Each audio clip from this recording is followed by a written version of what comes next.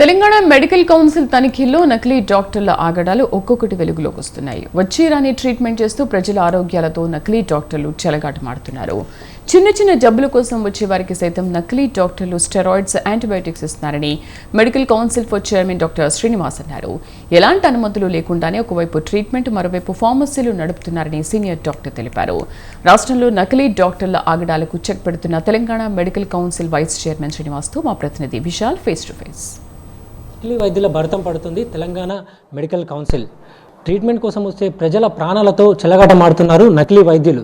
అసలు నకిలీ వైద్యుల క్లినిక్స్ మీద రైడ్స్ చేస్తున్న తెలంగాణ మెడికల్ కౌన్సిల్ అధికారులకు ఎలాంటి విషయాలు తెలుస్తున్నాయి, అయితే ఈ రైడ్స్ ఇంకా ఎంతకాలం కొనసాగుతాయని వివరాలు తెలపడానికి ప్రస్తుతం మనతో పాటు Telangana medical council vice chairman senior doctor Srinivas sir ఉన్నారు. వారిని అడిగి తెలుసుకుందాం. సార్, ముఖ్యంగా ఈ రైడ్స్ మీరు చేస్తున్నప్పుడు క్లినిక్స్ల మీద ఎలాంటి విషయాలు వెలుగులోకి వస్తున్నాయి సార్? మీరు ఎలాంటి విషయాలు చూస్తున్నారు? సో వీళ్ళంతా ఎవరంటే అన్క్వాలిఫైడ్, అన్రిజిస్టర్డ్ మెడికల్ ప్రాక్టీషనర్ అనే వాళ్ళు క్వాక్స్. అంటే మనకు యాక్చువల్ ఏంటంటే ఎంబీబీఎస్ డిగ్రీ ఉండి అది తెలంగాణ స్టేట్ మెడికల్ కౌన్సిల్ కావచ్చు ఆర్ నేషనల్ మెడికల్ కమిషన్ లోపల రిజిస్టర్ అయినటువంటి వాళ్ళు మాత్రమే, ఎంబీబీఎస్ డిగ్రీ ఉన్న వాళ్ళు మాత్రమే అలోపతిక్ మెడిసిన్స్ రాయాలి అనేది rule. So this is the rule. So ఈ రూల్ ప్రకారంగా మాత్రమే బయట మోడర్న్ మెడిసిన్ ప్రాక్టీస్ చేయాలి. అట్లా కాకుండా ఎవరు పడితే వాళ్ళు, అంటే క్వాలిఫికేషన్ లేనటువంటి వాళ్ళు, అంటే దాంట్లో minimum qualification 10th, intermediate, BZC, తర్వాత ఇట్లా మినిమం 7th, 10th క్లాస్ లేని కొంతమంది అట్లా కూడా ఉన్నారు. సో ఇట్లా వీళ్ళందరూ కూడా మోడర్న్ మెడిసిన్ అలోపతిక్ మందులే రాస్తున్నారు. సో దాంట్లో ఏంటంటే మనము ఇన్స్పెక్షన్స్ అంటే ఏంది, మెడికల్ కౌన్సిల్ ఎందుకు చేస్తుంది అంటే కనుక మెడికల్ కౌన్సిల్ పవర్స్ ఉన్నాయి. అది national medical commission act 34 and 54 ప్రకారం కావచ్చు, Telangana state medical council and medical registration practitioner act కానీ. సో దీని ప్రకారం ఏంటంటే తెలంగాణ స్టేట్ మెడికల్ కౌన్సిల్ మెంబర్స్తోని మనం anti quacker and legal committees form చేసాం. ఉమ్మడి 10 జిల్లాల లోపల. ఉమ్మడి 10 జిల్లాల లోపల ఎవరైతే మెంబర్స్ ఎవరైతే ఉన్నారో ఆ జిల్లాకి వరంగల్కి ఒక కమిటీ, నల్గొండ, అట్లా 10 కమిటీస్ మనం ఏర్పాటు చేసుకున్నాం.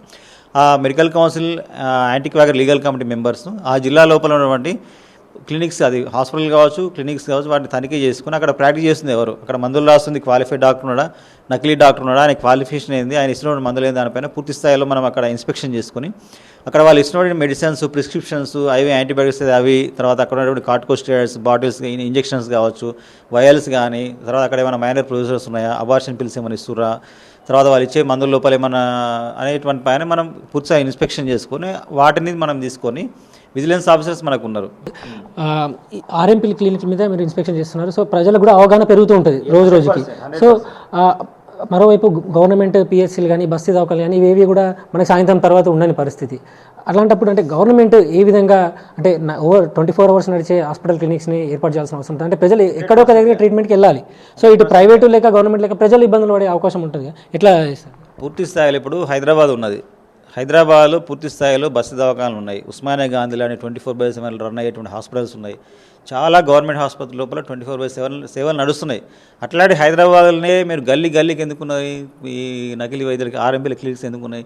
మియాపూర్లో మేము రైడ్ చేస్తే ఒక ఆర్ఎంపీ దగ్గర డైరెక్ట్ లెనోజోలిడాల్ అనేటువంటి ఇంజెక్షన్స్ దొరికినాయి. మరి మనకు రిజోలిన్ అంటే ఎప్పుడు ఇస్తారు తెలుసా మీకు?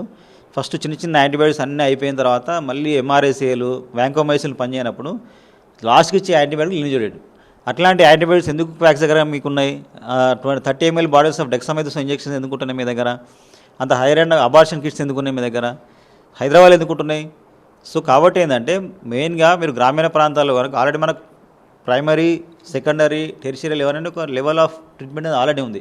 మీ ప్రైమరీ లెవెల్ ఏంటంటే సబ్ సెంటర్స్ ఉన్నాయి. అసలు మీరు ప్రాథమిక చికిత్స అంటారు కదా, ఎగ్జిస్టింగ్ ఆల్రెడీ మనకు ప్రాథమిక చికిత్స అందించే వాళ్ళు ఊర్లలో ఉన్నారు. వాళ్ళు ఎవరు? Anganwadi workers, ASHA workers. చాలామంది అంటే నకిలీ డాక్టర్ల గురించి కానీ తెలంగాణ మెడికల్ కౌన్సిల్ దృష్టికి తీసుకురావాలనుకుంటారు, కానీ ఎట్లా అయిందనే తెలియదు. ఎట్లా సార్ వాళ్ళు డాక్టర్ల మీద కంప్లైంట్ చేయడానికి కానీ ఎట్లా అప్రోచ్ అవ్వాలి మిమ్మల్ని? ప్రతి జిల్లాలో ఆల్రెడీ మన యాంటీ క్వాకర్ లీగల్ కమిటీస్ ఉన్నాయి. మీరు నల్గొండలో డాక్టర్ నరేష్ ఉన్నాడు, నల్గొండలో మన శ్రీకాంత్ వర్మ ఉన్నాడు. అట్లా ప్రతి జిల్లాలో మన తెలంగాణ మెడికల్ కౌన్సిల్ మెంబర్స్ ఉన్నారు, లోకల్ ఐఎంఏ డాక్టర్స్ ఉన్నారు, పిఎస్సీ మెడికల్ ఆఫీసర్స్ ఉన్నారు. వాళ్ళకు కూడా తెలంగాణ మెడికల్ కౌన్సిల్ చేసే యాక్టివిటీస్ అందరికీ తెలిసిపోతున్నాయి ఇప్పుడు. సో ఆల్రెడీ మనం యాంటీ క్వాకర్ మెయిల్ ఐడి కూడా మేము వెబ్సైట్లో పెట్టడం జరిగింది. సో మీరు యాంటీ క్వాకర్ మెయిల్ ఐడికి మీ నకిలీ డాక్టర్ ఎవరైతే మీ దగ్గర ఇష్టమైన ఇంజక్షన్లు ఇచ్చినా, అబార్షన్ చేసినా, ట్రీట్మెంట్ ఇచ్చినా, ఇంకా వేరే మైనర్ సర్జికల్ ప్రొసీజర్ చేసినా, డెలివరీలు చేసినా కూడా మీరు పూర్తి స్థాయిలో తెలంగాణ మెడికల్ కౌన్సిల్కి మీ మెయిల్ ద్వారా అందించవచ్చు. తర్వాత మన జిల్లాకు సంబంధించినటువంటి ఆల్ మన మెడికల్ డాక్టర్స్ అందరికీ కూడా మెడికల్ కౌన్సిల్ ఫంక్షన్స్ యాక్టివిటీస్ అని తెలిసినాయి.